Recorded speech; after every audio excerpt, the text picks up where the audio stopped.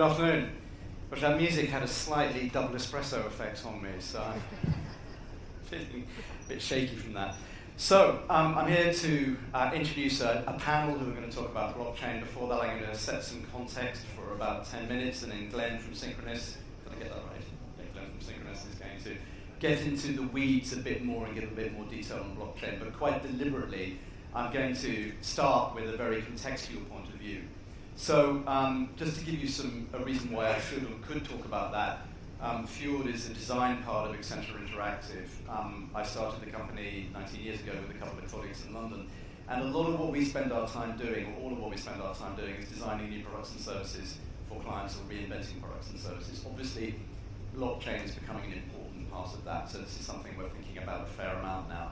But we spend most of our time thinking about consumers and users and end users and employees, and understanding where they are and what they're trying to do. So I want to start at that very contextual high level before we start getting down into some of the more details of what blockchain can do. We have a real problem with trust at the moment in the world, and we see this in many, many countries, although, as I'm going to show in a moment, not all countries. There is actually quite an interesting trust divide globally, which will become apparent in a moment.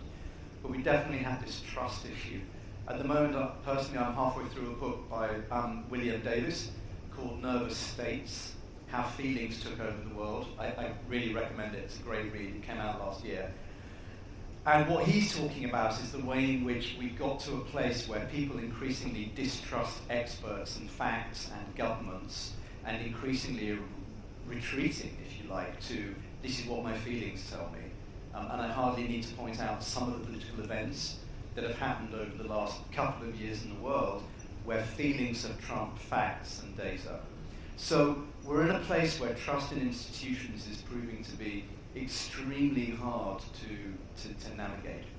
And blockchain represents something which we might be able to use to tackle that erosion of trust.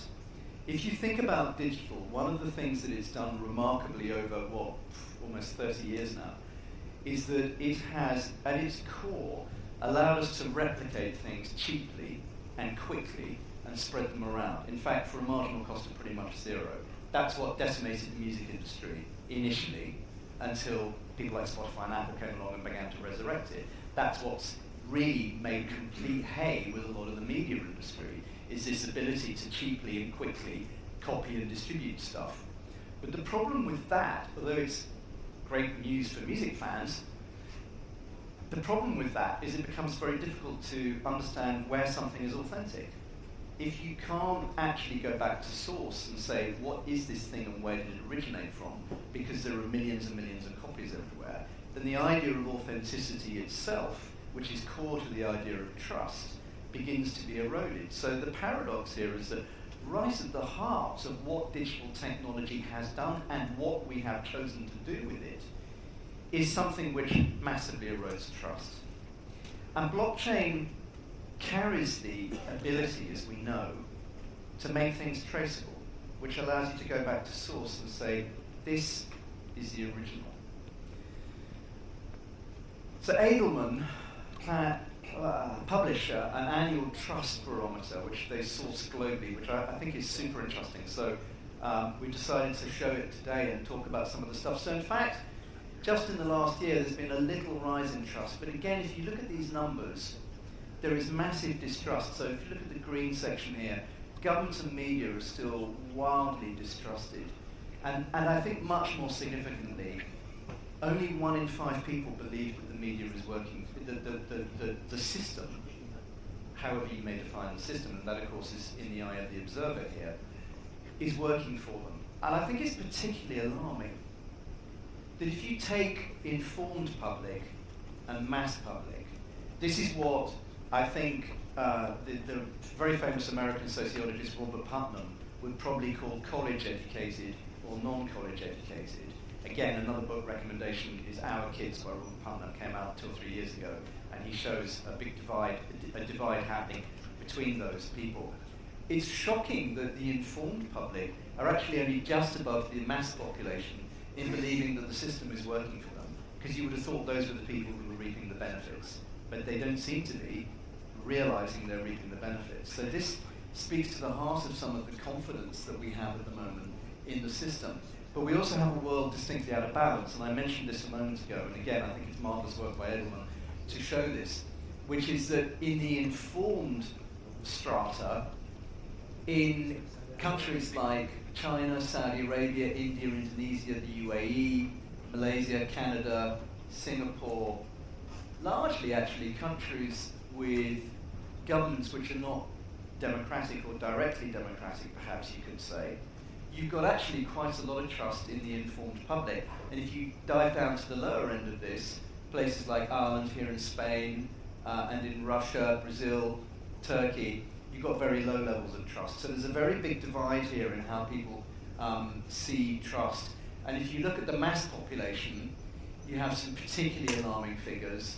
Again, take my country, the UK, coming in very low down this chart. So we have huge, significant, it's not a universal story, the loss of trust. It actually varies quite wildly from one country to another country, and we need to take cognizance of that as well. So it's not a simplistic story, the blockchain is going to solve something for everybody everywhere. There are different levels of trust everywhere, and I think we need to be mindful of that. At the same time, and this is taken from our trends report this year, we're moving into a place where increasingly, because of GDPR, which is rubbing our noses every day, every time we open a new website, in data and trust, because of Cambridge Analytica, which shockingly was less than a year ago that began to emerge, that we started talking about it, because of high-profile theft of personal data from large companies. All of these things are now regularly reported and are leading to consumers beginning to change their worldview on what happens to their data and how they can trust organizations, because we're actually being daily reminded. I mean, if you put something up in front of people every day that says, this is what we're going to do with your data, people are going to start asking questions about it. And that's actually the effect of GDPR and Cambridge Analytica. So the result of that is that cracks are beginning to appear in the long-held assumption that customers will happily share data with organizations they deal with, so long as they get better and more personalized products and services in return. And what we're still not doing, and from a design perspective, I think this is a huge mistake, we're still not drawing a clear red line that says, here's what we're doing with your data to improve the products and services. Typically what we're doing is we're saying, we'll show you better adverts. So I'd be surprised if anyone put up their hands and say, yes, I'm really gagging for better adverts, and that's why I want to give you my data. I think one of the problems with blockchain is it's actually very difficult to understand. I don't know how many people in the room claim they fully understand. I hope the panel do. From my perspective, and from that of many other people I talk to, it's hard to get your head around it, and I think this is incredibly important. Because if we're going to build trust in a technology called blockchain with ordinary people out there, then we're going to have to find a way to create a mental model for them. You can't build trust in an organization or a technology unless you have a working mental model of how it works. So we have a working mental model of banks.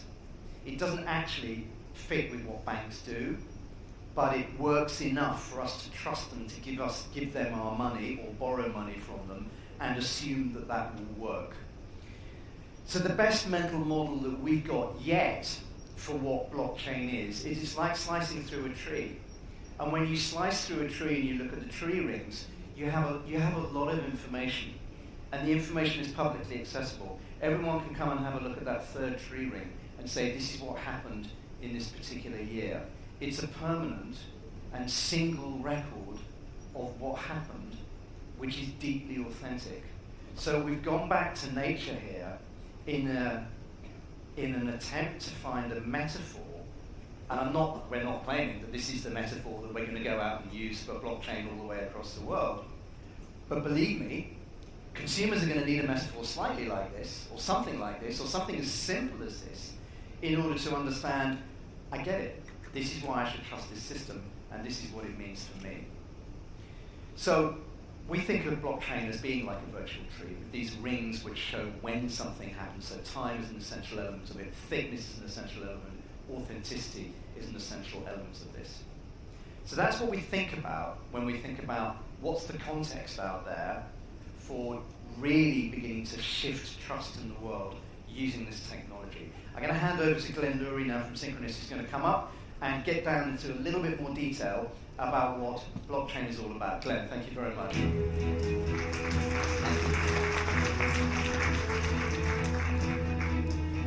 That's great music. Mark did a fantastic job of setting this up. And just let me ask a quick question. I'm doing my first slide here. How many of you heard the term blockchain since you've been here? So every year, we have what I like to say, these kind of key things people want to talk about. And every year, I don't know how many Mobile World Congresses you've been at. I've been at about last 10. There's always some buzz about something. And this seems to be one of those 2 or 3 big buzz and big buzzwords. And I think Mark hit on it. A lot of people truly don't understand what it is, but more importantly, a lot of people don't understand what it's going to do or what is the opportunity in different industries. What I want to do, and my role today is to get y'all lathered up, because the panel has the hard job, right, is talk a little bit about our industry, about the mobile industry, about the carriers, and where does this fit? What are those opportunities, and where do we think we can go? As you see from my slide, I'm using a term, the speed of trust.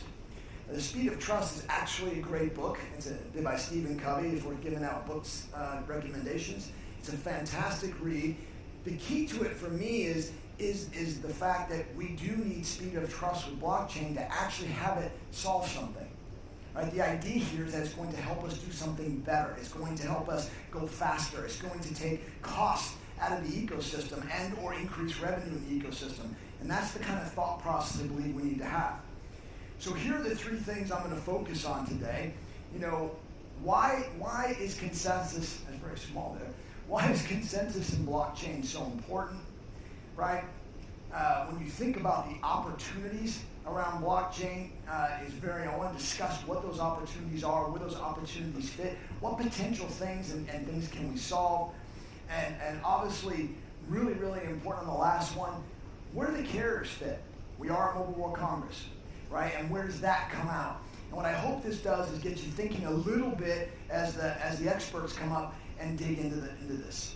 So, really, really simple, very, very easy to read slide. And it's important because reality is blockchain, as you can read, is an unchangeable digital ledger to record transactions. Mark went through that, right? It's something that's permanent. It should theoretically not be changeable, and it should be trusted, right? Consensus, right, validates the accuracy of that data between the parties and participants in the transaction. I'm going to talk a little about this. I like to think of consensus as kind of the middleman, middlewoman of the transaction. And then last, consensus provides trust as you think about these crypto exchanges. So when you look at this chart, I try to keep it as simple as that. What are we trying to get done? What are we trying to count? Who are the participants? And can you trust, right, in the transaction, and the transaction is not changeable? Here's a thought process around why we may have an issue with trust. Today's consensus, as you can see, limits that trust a bit. It's ruled by majority hash power. For those of you who think about the hash as the codes that are inside the blocks that have that trust, it's the uneven distribution of where this is happening today globally. There really isn't strong regulation around this, and those things put together really do limit some of the trust. And by the way, really important, with that limited trust, you're not going to get that speed to solving problems. So when you look at the left, you can see the charts. The upper left are the companies that are leading in driving what is this hash and hash power, and you can see the countries where that's happening. So when you think about this, and people are looking at putting very, very important transactions, this is where I think we may have a limitation.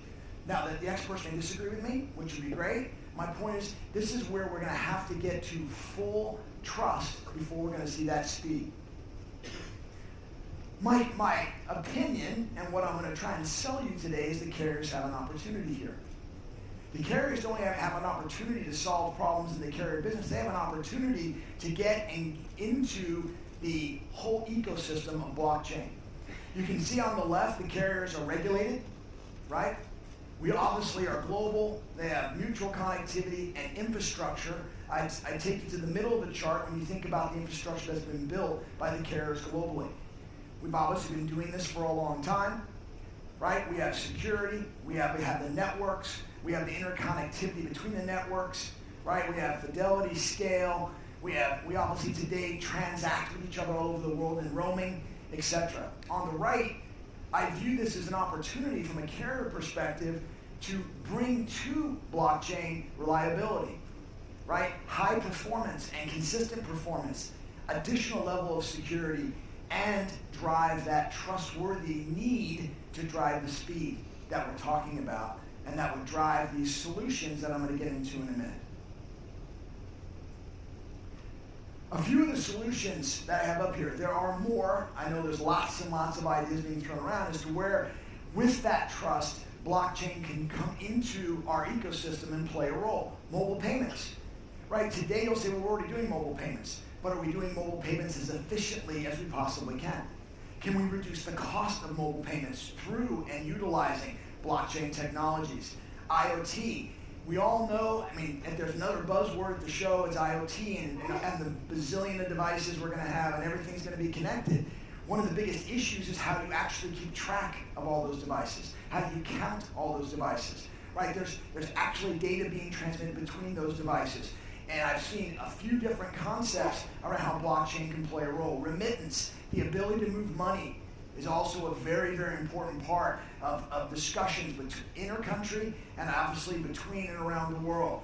Supply chain makes perfect sense, right? Supply chain's about moving items around the globe, around keeping track. Identity and authentication, right? We know that in some countries today, there are some amazing things happening where they're trying to utilize and get identity into the wireless ecosystem. I talked about roaming. Today we have a clearinghouse. We've had a clearinghouse for 30 years. Is there a better way to do it with blockchain? And the last, which I'm going to use as my example around RCS, advanced messaging on top of RCS. So think of Line in Japan and Korea. Think of WeChat, right, in China. And what's happened with those powerful plays where literally in China, 70% of that country goes in and never comes back out. They do everything inside. They transact, they have their contacts, they do their messaging, they hail their cabs, they buy their lunch, all inside. And the opportunity inside of that to have blockchain help make that ecosystem more efficient. An example is this. We actually participated with the Carrier Blockchain Study Group as a consortium along with SoftBank to inside of RCS. So we have stood up with the 3 carriers in Japan, Synchronoss has, an advanced messaging platform to compete with Line. And one of the concepts that SoftBank had was we believe blockchain can play a role as we go and actually transact inside of that platform. And we actually did a trial and it went quite well. And I'm going and looking at doing another trial, another POC to prove it out even further.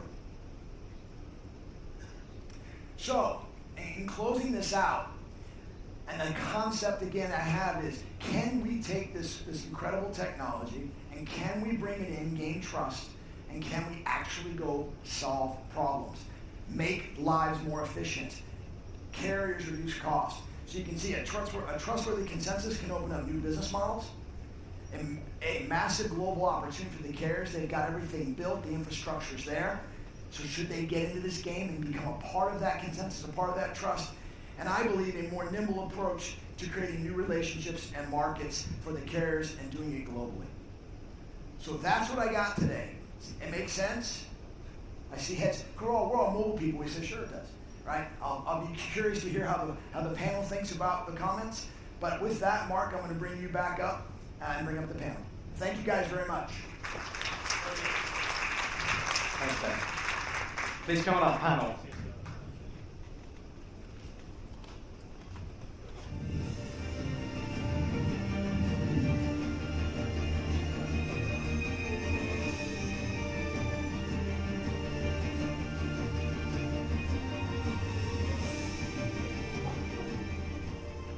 So thank you for the calmer music, that's helped a lot.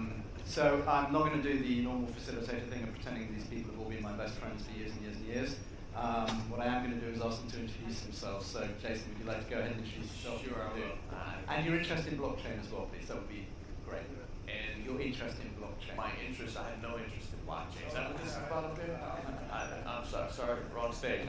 Now, I'm Jason Kelly. I'm the general manager for IBM's blockchain business globally. So that's my interest. We currently have the highest number of production-ready blockchain networks around the world, 600 plus client engagements, and are very interested in bet our company on this thought of an open atmosphere with a hybrid cloud, a $34 billion bet exactly in the last couple months with Red Hat as that clears. So we're very interested and really anxious to share some conversation here. Thank you. John. John Biggs. I used to be East Coast editor at TechCrunch. Before that, I ran Gizmodo. And up until about 2 days ago, I was editor-in-chief of The Block, which was a crypto website. It was a lot of fun for the month that I was there. Yeah, so if you guys need any help in terms of writing about stuff or yard work, really, I'm available. Marianne. Good afternoon. My name is Marianne Morrow. I'm the CEO and founder of Ninth Gear. My background is in finance. I've been in institutional finance for over 25 years. And when I discovered and rediscovered when I first heard about blockchain, I was not that impressed. I was the only one in the St. John knit suit with pearls. Everybody else in the room looked like anarchists. And so in 2009, I kind of packed blockchain away. But then I rediscovered it in 2017. And when the light bulb went off, when I really truly understood what it could do, I said, we've got to do something with this. So I put together a company, and we focus on on-demand payment liquidity, moving FX, foreign currencies around the world faster. And here at the Mobile World Congress, I think about mobile and how that's having this incredible transformation. And I'm very curious about some of the complexities about how that works with my background in finance and the same very sort of digital transformation in financial companies. Thank you. Yeah. Gal. So I'm a co-founder at Clear, and we're a software company that what we realized a little about a year and a half back is that there is a big increase in global trade in general, and I think carriers feel this very strongly. That's sort of the backbone for the business. And while that's happening more and more and more, there is this incredible friction that happens when companies try to work with each other. In the way that in the back office, in the front there's amazing devices and IoT and robots. In the back office, it's PDFs and Excels, right? I mean, we all know that's how it works. And so we said, can we make that better? Because we have to. Because if we want to provision remote controlling a car, we're going to have to buy and sell how that works. If we want to control a robot 3 continents away to do a surgery, you want that to work all the way.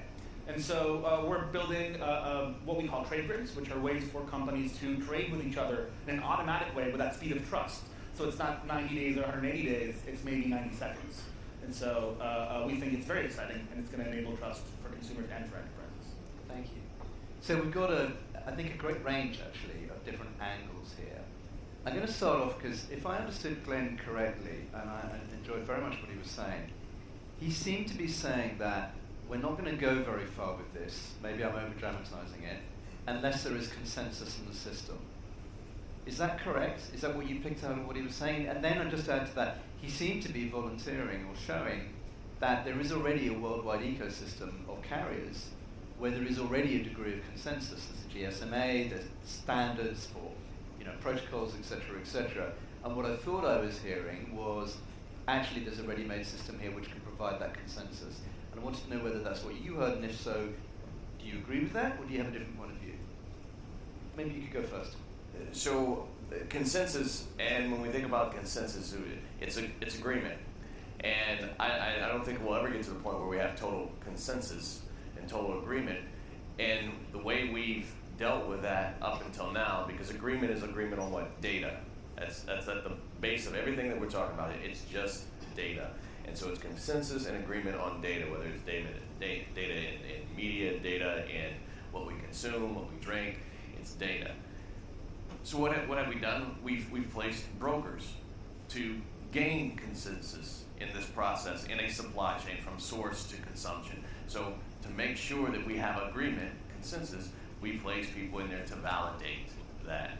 And what we're saying now is instead of adding more brokers, because that's what we did when we got digital. We said, oh, everything's going to happen very, very quickly. You know, Friedman, oh, now the world's flat, right? We made it very flat, but we made it really long when we made it digital, because then we added more brokers. So now what we're saying is, look, if we can do two things, and that's it, that's all blockchain does. It's complicated, but it really isn't. It's just two things. Trusted access to data. You get trusted access, and once you see that data, you know that data has high quality. That's it. Those two things in a permissioned blockchain, permissioned ledger. And when you get that, then you have that consensus, and you can then remove all those brokers that you placed in that very flat but long world. That's all it is. So the more that you can get agreement and have consensus, the less you have between point A and point B, and that then equals the outcome of lower cost or higher value or more quality. So that's one way to look at it. John, you look like you've got something you want to add to that. No, I mean, I think there are two levels to this. There's the grassroots level into which all the ICO stuff jumped into, all the cryptocurrencies, all that other stuff, where there is never going to be a consensus. Those people are hate each other, and they're going to fight until they all die. It's quite literally, it's very equivalent. Somebody brought up that there was one standard, I think it was ISO, I think it was, or ICO or something like that, back during TCP/IP. And there were fights in these halls in the 80s because one guy liked this standard and the other guy liked this standard, and people were like beating each other up over this stuff. That's going to happen for a little while longer until it just gets a little more normalized. What we're all talking about, and what we're talking about for the carriers, is a refined version of that, where there won't be that many arguments, because this stuff has to be used and it has to be implemented, and you guys aren't going to beat each other up on the street just to get your idea across. And I think that's the way it's going to be. I think the rest of the guys, all the ICOs, all the tokens, all these weird things that are happening, are going to wear themselves out, and it's just going to be this. And it's actually going to be pretty boring in about 10 years, interestingly enough. It's going to be way behind the scenes, and it's going to be very hidden. That's where the consensus is happening. It's not going to be at the grassroots level. So what I think I'm hearing here, I'm just trying to capture it, is we've had a period of turmoil. Now we've got a period of moving towards consensus, and if we wanted to put a timeline on that, then we should have achieved, and the consensus will be flowing well within 10 years. Is that what you see, Marianne? I do, and I think that the whole Bitcoin bubble was actually something, it's almost like the tulip bulb craze that happened in the Netherlands, years back. That bubble really needed to burst, but I think that it did take blockchain and really kind of push it up and to make that enterprise really take notice of it. One of the things that the consensus idea in general doesn't have to be proof of work with the 51% majority taking over. There are other consensus mechanisms that are really fast, and certainly in private permission blockchains you'll see that more often. Cal? So I agree a lot with the analysis. I think an analogy can be drawn, like you said, with the internet. When people realized you can do packet communication, they had to fight a lot about how that's going to work. But once it did, you could go to any place in the globe, plug in a router, and now you can deliver apps to people there that you couldn't do before. And when somebody surfs on their phone to the MWC app or Facebook, they don't care about the internet. It just works for them.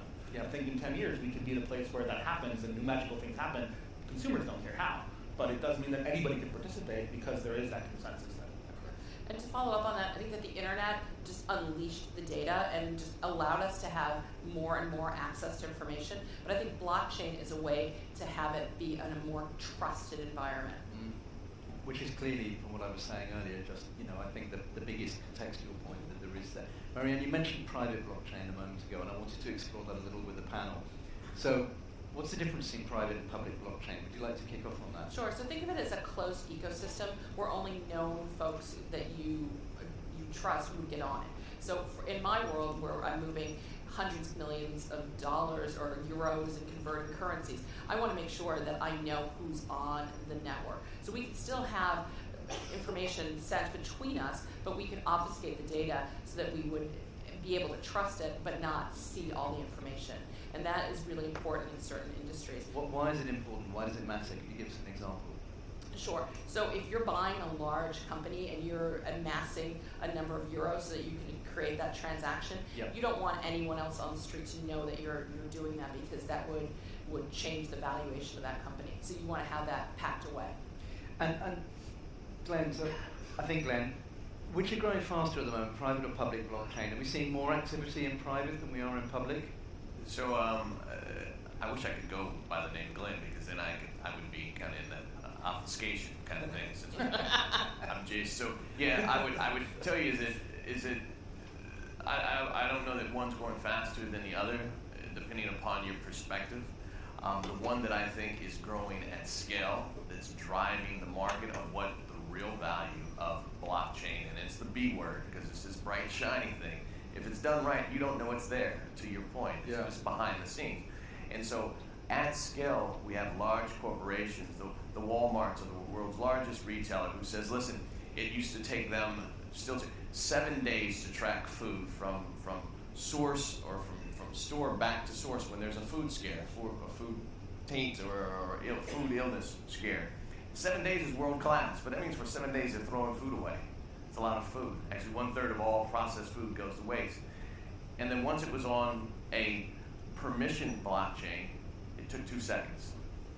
So when you start to see things moving at that rate and pace in a permissioned blockchain for large global enterprises, you see uptake it's much different than what we're seeing in a public blockchain, which tends to go toward a crypto type environment. So I think what I'm hearing you saying is actually there is an acceleration more in the private area at the moment because companies are seeing benefits from it. Is that correct? Yes. And again, I can see you. Dive in. I agree with what you guys said. I think it's a pet peeve of mine, that dichotomy between private and public. I think that's a false dichotomy. If you look at other networks in the world, there are networks that are entirely private, be it the military communication network is military only, the Walmart food network is Walmart only. On the other scale, you have the internet, or Bitcoin, which is anybody can participate, but there are things in the middle. The TDM network for voice, the old network, not anybody can join that. You have to be a carrier, but it's not a private network in the sense that you don't have to be under the same organization. So there's a spectrum between fully private and fully public. And I think we're seeing things happening along that scale. Yes, with more focus on the private at first. That's easier. It's hard to get 100 people to do consensus. It's even much harder to do 1,000 groups or 100,000 groups. But we're seeing not just one company do it, but we're seeing 10. We're going to see hundreds of companies doing it. And we're also seeing the public side as well. One day they'll meet. And that won't be just a public one, it will be a hybrid. So quick point of clarification, because when we say Walmart, it's not a Walmart network. It's actually a food trust network that has Walmart, even has their competitors to this point. So Kroger's on that. These are North America-based companies that are coming together that are typically competitors, but they're saying, look, because I can see what I'm only going to let you see, and it's all for a better good. And that's one of these things of what brings this value is that if you could obfuscate it and keep others, you start to have strange bedfellows here. You get cats and dogs hanging out, making money together because they're bringing value into the system. So you can have a large retailer that has hundreds of suppliers, which is what they have on the network. And then they say, well, this is really easy. The key part about this is the question of value. Because do you just sign up for a network because you want to sign up, or are you going to get something out of it? And that's I think, one of the challenges that I see often raised is how do I, if this is a team sport, how do I get everyone on the team? And then is that private or public? If Kroger's and Walmart are on the same one, is that private? Is that public? What is that? Yes. It's permission. Yeah, Permission, but it's not. Yeah. And where does brand come into this? So typically a brand is a bundle of promises, and we trust that bundle of promises, or we don't, then we don't buy the brand. So where does branding come into this? Is it just a thing? Is it just in the ether? Is it something in the background, or is it something where we're typically going to say we trust this bundle of promises? Because initially you talked about Walmart, and then you expanded it to actually this is a thing for all grocers, I think you said, retailers. So, or people involved in that supply chain. So does that carry any branding, or is it just an ecosystem which actually is brand free? Because elsewhere here, for example, the car companies are all thinking hard about what's the ecosystem for mobility. Do we own it, or do we plug into it? So what's the equivalent in blockchain? Or am I misunderstanding it? I think brand, so I will do a quick survey, even though the lights I can't see. So raise your hand if you eat organic food. Raise, come on. They're out there. You go ahead. Don't be shy. You pay that extra euro or dollar or whatever it is, right? So we all raise our hand. However, we do that, and a little known fact is there's more organic food consumed than is produced. Follow that? Yeah. Follow the logic. So with that, there's trust in a brand, in an organic brand. Yep. And I'm using it generically because that's what this thought of going from source to consumption. We as consumers, we are driving this. People say, oh, but it's this. No, it's really consumers because there's only certain levers you can pull as consumers. It's price, it's value, it's brand. And so we're demanding that. And this then says that perhaps the expectation, to your point, this trust, we're driving it because we want more trust. Yeah. And so I love your point, the data that you shared, because there is this crisis of trust. We want that. So that's at the heart of what I believe. So to follow on that, is I like to have a personal relationship with my farmer. I live out in California, and I like to know, where I'm getting the tomatoes, and I go to the same guy every time that I want to get the tomatoes. But wouldn't it be great to have that same trust if I'm going to Walmart and be able to know exactly where that's sourced from? And that's what blockchain can do. I think I really like the metaphor for organic, I think, or the analogy for organic. I think that's extremely powerful. That helps understand. John, how very helpfully you more than hinted at a timeline a moment ago. Mm-hmm. So in terms of organizations getting serious about implementing at least private blockchain, where are we on the kind of evolutionary scale? Are we still crawling out of the pond? Or are we walking upright confidently? I mean, I think from a mainstream media perspective, especially, we're still crawling out of the pond. There's a lot of companies out there who are trying it. A lot of companies who are building products. Some of the, like I had a blockchain startup a couple years ago that could have used your product, but it was almost impossible to do in 2014 what's possible to do right now. Why was that? Can you just illuminate that a bit? In 2014, I was trying to do blockchain-based remittances with some guys from Deutsche Bank and a couple other ideas, but it was impossible because the exchanges couldn't do it, and this was literally just 4 or 5 years ago, basically, and now it's all feasible. That doesn't mean you can do it easily. It doesn't mean you can do it without going to federal prison, but it's also it's feasible. So there are a number of things that have to change in terms of perception.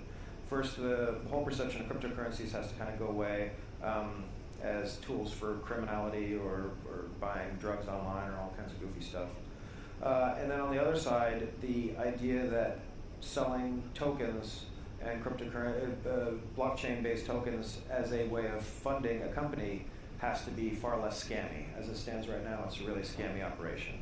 Those two things are going to change the way mainstream media looks at blockchain startups and startups in general, where they say they use this technique, they're using this sort of blockchain, in the same way that somebody looks at a company right now and says, oh, they use Django and they have Docker installed, and that's how they're hosting everything, and you do your due diligence that way. Unfortunately, the blockchain and cryptocurrency have weaponized the nerd, whereas before the nerd was able to say the nerd. The nerd, yeah. Before you got street cred for writing a new device driver in Linux, and that was basically all you got, or a T-shirt. And now you get $40 million. So there's a real big there's sort of a issue there with convincing the really, really smart people in this space not to chase the $40 million, but instead to chase the T-shirt, which is almost impossible. So we have a question coming in. Thank you for that. I love weaponized the nerd. That's one to remember. How do you answer the criticism that blockchain is an extremely energy-intensive technology, Gal?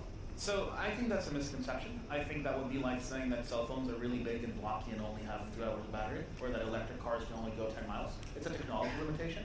I think that when you look at Bitcoin, which was the first version of this being implemented, there are ways to make it better, and that's happening all the time. I think that that's going to change very soon, and so that would no longer be a criticism, it would be an anachronism. How soon is it going to change? So I think one thing that's very, I think it's a positive thing about a lot of the people in blockchain is that they're careful people. When they talk about the big networks, they're being very careful about what they do. I think for private networks today, there's no energy problem at all. I think you can validate. That's not a real problem for enterprises. Okay. It is only a problem in public networks. And the people there, I think, the thing that's unlike weaponizing the nerd, are not doing changes to the underlying underpinnings of billions of dollars overnight. They're being very careful with the research. There's a lot of research happening, and I think the next 2-3 years where I start seeing real implementations moving real funds that are not energy intensive. Okay, thank you. So what other blockers are there to blockchain that are going to get in the way of uptake? 'Cause we've heard some of that. I'd just like to kind of bring to the surface anything else that you think will be. It's easy with a panel of experts who are enthusiastic about something and are down in the weeds with it to sort of talk about the future. But I think it's worth saying, you know, what are the roadblocks here that might just derail stuff for a while, or take a bit longer than we thought? I would jump in on this. It's less. It's not technology. Okay. The biggest blockers right now are stick with the example. So I gave the Walmart from 1 week to 2 seconds. Maersk, another one of the largest shippers globally. 80% of what you have on your body came through a shipping channel, right? So those ships, typically if you ship something from, we did a test case from Mombasa to the Netherlands, 200 documents just to get one container from Africa to the Netherlands. Once they put on the chain, 20 documents. 20 documents, and it's not just pieces of paper. Think of the process and all the effort around each one of those, the phone calls, the dispute resolution, the emails, and everything else. All of that energy. Well, that's a great story, right? Both of those great. But the challenge is they have to change their business process now. Right. Someone was making a living on 7 days to track and trace. Someone was making a living on 200 documents versus 20. And people tend to think, oh, well, you know, that's easy. It's not. That's the toughest part. Yeah. So we've found that's one of the biggest efforts is going, now you have to change your business. And it's not, and I'll debunk a theory here that comes out, it's like, oh, well, it's because people have to get rid of people. And it's not that. There's a large do-it-yourself, DIY retailers in the U.S., a company by the name of Home Depot, actually we were just sitting with one of their leaders a week ago in California, and he's sitting on stage and publicly said, we were able to use blockchain in our inventory process to get rid of all of these steps, again, in dispute resolution. And I said, so, gotta ask you, so are you getting rid of people? He said, no, my people hate making those phone calls. They hate sending those emails. Now they can focus on what we hired them to do. So there's this thought of increased productivity versus the gloom and doom of what we're talking about. So this is the opportunity that's out there. And I want to follow on that. Yeah. I think it's also this philosophical transformation inside of businesses, because at first it's this demystification about what it is and that it is real, and then it's a fundamental shift in making sure that everybody understands what it is and how transformative it is, and then it's the business shift and how do we monetize this differently. Yes.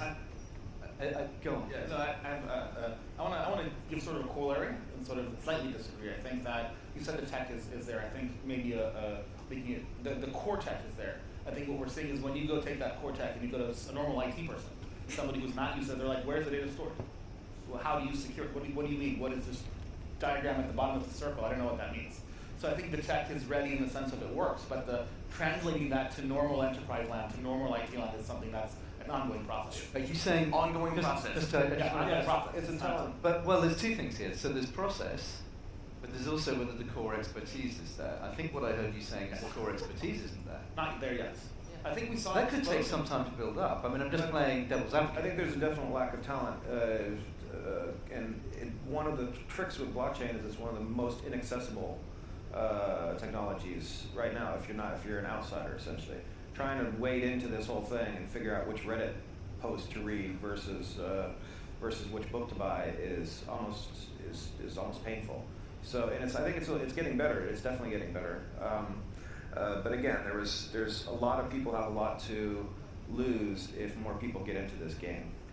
I push on it when I think of the very large corporations that are currently making lots of money by changing their businesses with this real technology. And I talk about it. Is it hype? Is blockchain hype? Yes, it's hype. Anytime you can put a name next to your company and get like a 4-point lift on your stock price, that's free. That's hype. Yeah. Right, so it is, but then there's also reality on the other side of it. Is that the technology real? It's capable, and will it continue to evolve? And that's why I will not argue. Yes, that's the whole point. Right now, you get to hear all these things. Oh, it's immutable. You can't change it. It won't break. Well, no one's hacked it yet, but something's going to happen. It does. This is how we evolve. And so, it's kind of like design. I get to use a few words. You know that design never stops until a problem is solved. Problems never solved. There's always something new. Very true. That's how it'll continue to evolve. I think when you were talking, there's another analogy. There's another analogy I'd like to draw out, which is again with design, we spend a lot of time trying to help organisations become more user focused. As just a founding principle, and it's shocking how many companies still struggle to do that. And there's no shortage of ideas. It's a shortage of the process and the culture inside the company to do that. And that's what I heard when you were talking about. So that resonates as being a big challenge. It's useful also to hear that probably there's a challenge around talent as well. Gab, you wanted, I think, to add in something. It actually connects really well to what you said. I think one of the things that's interesting about blockchain is that it requires to put together the technical people and the commercial people. Right. And those are two groups that don't always speak the same language. Yep. And somebody's making money off that organic product that isn't real. Somebody's doing that. Somebody is, and they're going to want to not make sure that people know that happens. And there's companies that maybe are 90% legit and 10% making money off of that. And so you need to get those commercial people engaged and have them understand and be able to keep making their revenue turns. And so that's a big challenge, especially as we're weaponizing nerds and not CEOs. And so what might be? So I think a lot of what we've seen over the last year, 2 years actually, in digital technology, has been the law of unintended consequences biting quite hard. So you have something that looks insanely cool like Airbnb, and then we discover that actually it's shifting rental prices in a lot of cities all over the world. And even though it's a lovely company and we all love what they do, etc., there's a backlash. We have backlashes against Uber. We have backlashes against all sorts of stuff. And always these are based on the unintended consequences of the technology. Can you see? I'm asking you to be negative, not negative. I'm asking you to see whether you can see on the unintended consequences of blockchain. And if there are, what would we do about those now? It's like, my favourite analogy is, it must have been apparent the first time somebody went through a car windscreen back in 1900, and the second time somebody went through a car windscreen, that seatbelts would be a really good idea.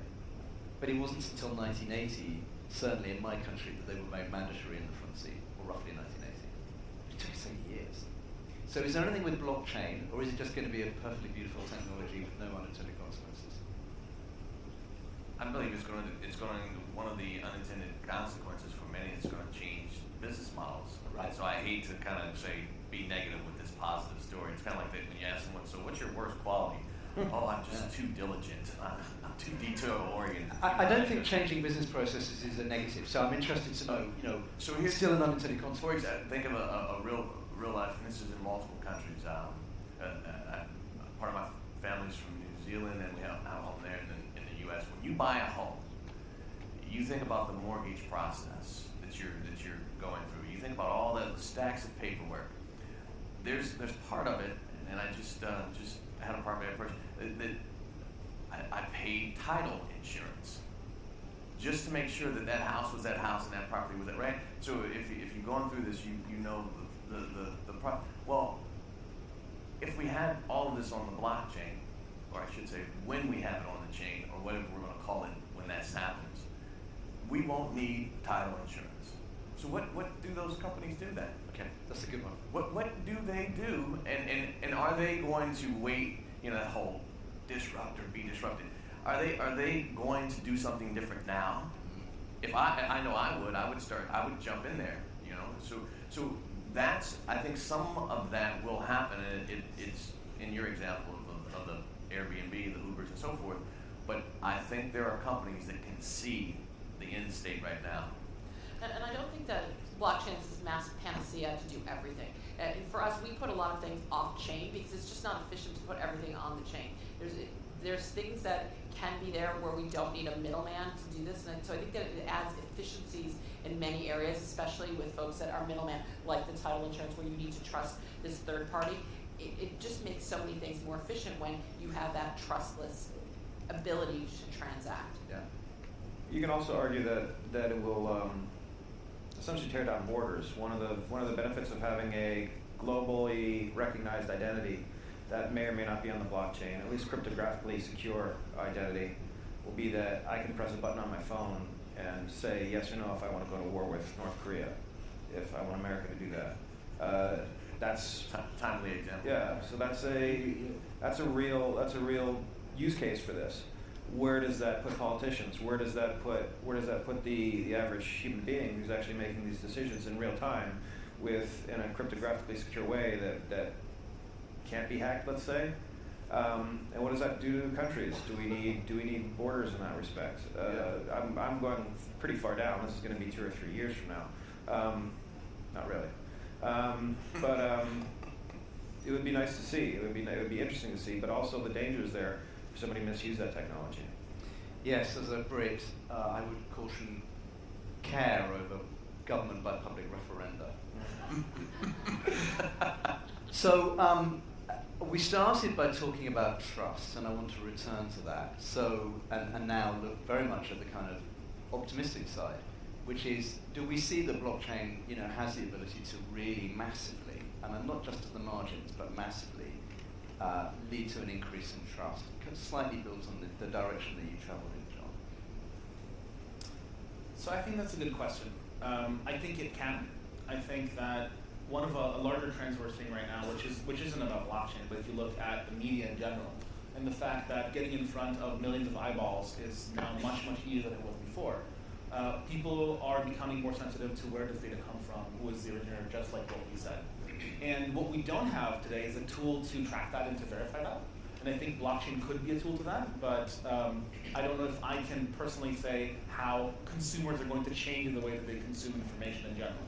I think that if you look at SSL, that is something that created trust. You go to a website, you know it's secure, and that's something that happened. You can do similar things for blockchain, for identity, for, again, tracking where things come from, organic food, and that can become, you look for the sticker, you start looking for more things. That could happen, but it also may not. So I think it's up to how we build it and what consumers do. Thank you, Marianne. So I think that when we looked at the internet and what that did, we put all this data out there. And I see in Silicon Valley, I see so many companies that are working on trust and being able to now protect my information so that I'm only allowing information that I want to put out there. So in this new world of mobile connectivity, we have to think about what information do we want to put out into the public domain and what should I have myself. And advertisers in particular, use that, and they know more about you and your habits than anybody else. And so it's great that I now could monetize my own data, and that's one of those implications that I see that are affected by blockchain. Okay, interesting. John?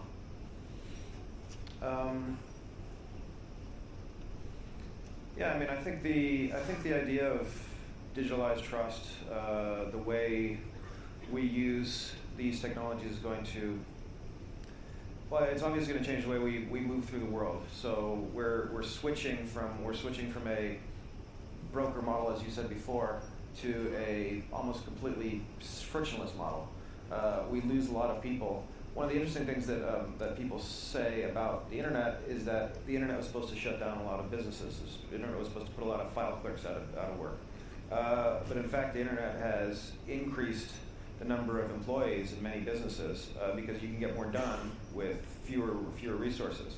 And this is exactly the same thing. This is exactly the same sort of situation where we're moving into a world where, because we can trust each other implicitly because of the contracts that we write for each other or that the robots write for us, then we can be a little bit more human and just get stuff done and let the robots and let the contracts work themselves out.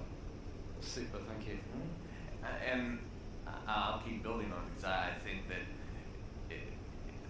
blockchain, or whatever we eventually will call it whenever it continues to mature, it will be the new operating system for trust. It's the OS for trust. Okay.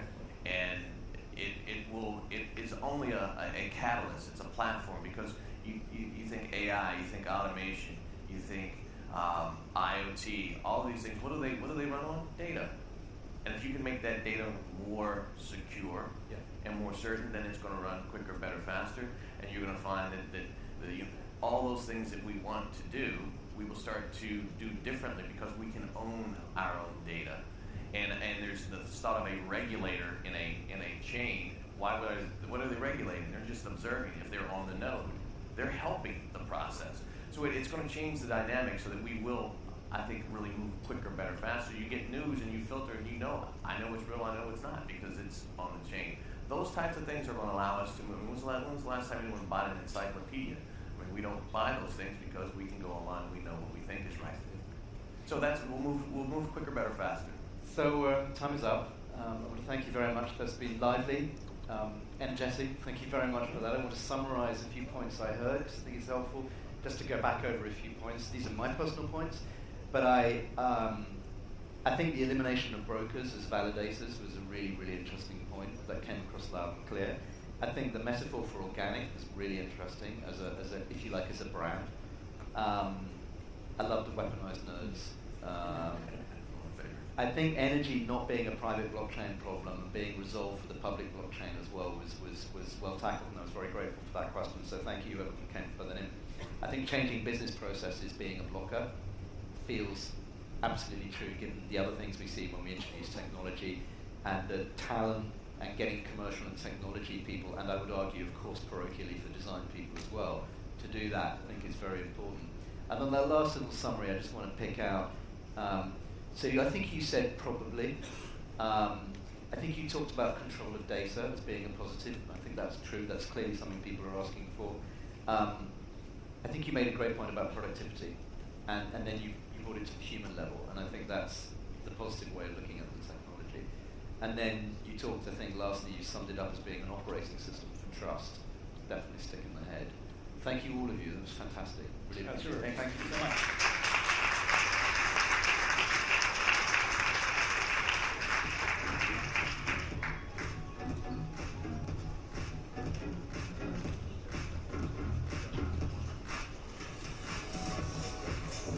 Ladies and gentlemen, as you leave, please ensure that you take all your belongings with you.